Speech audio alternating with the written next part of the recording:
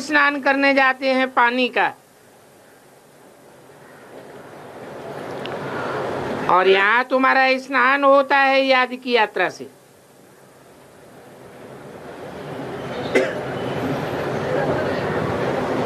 सिवाय बाप की याद के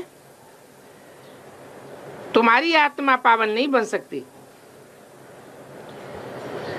इसका नाम ही है योग, अर्थात याद की यात्रा।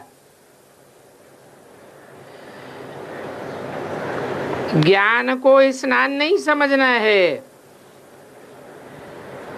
ये योग का स्नान है। ज्ञान तो पढ़ाई है,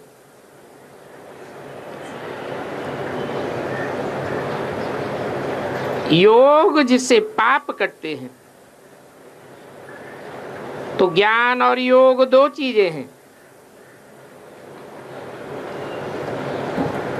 ज्ञान से पाप नहीं कटेंगे, याद से ही जन्म जन्मांतर के पाप भस्म होने हैं। बहुत से बच्चों की ये पता ही नहीं है कि ज्ञान किसको कहा जाता है और योग किसको कहा जाता है।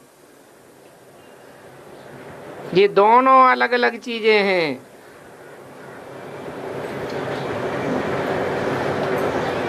पूछते हैं अमृत बेले अगर हम मुरली सुनेंगे पढ़ेंगे तो क्या बाप की याद नहीं रहेगी? बाप तो कहते हैं इस याद की यात्रा से ही तुम पावन सतो प्रधान बनेंगे। और बाप बहुत अच्छी रीति समझाते हैं। मीठे मीठे बच्चों, इन बातों को अच्छी रीति समझो, भूलो नहीं, क्योंकि इस याद की यात्रा से ही तुम्हारे जन्म जन्मांतर के पाप कटेंगे। बाकी ज्ञान तो पढ़ाई है,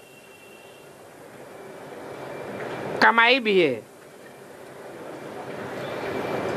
तो याद और ज्ञान दोनों अलग अलग चीज हैं। इनको कह दो ज्ञान और विज्ञान। ज्ञान माना पढ़ाई, विज्ञान माना योग अर्थात याद।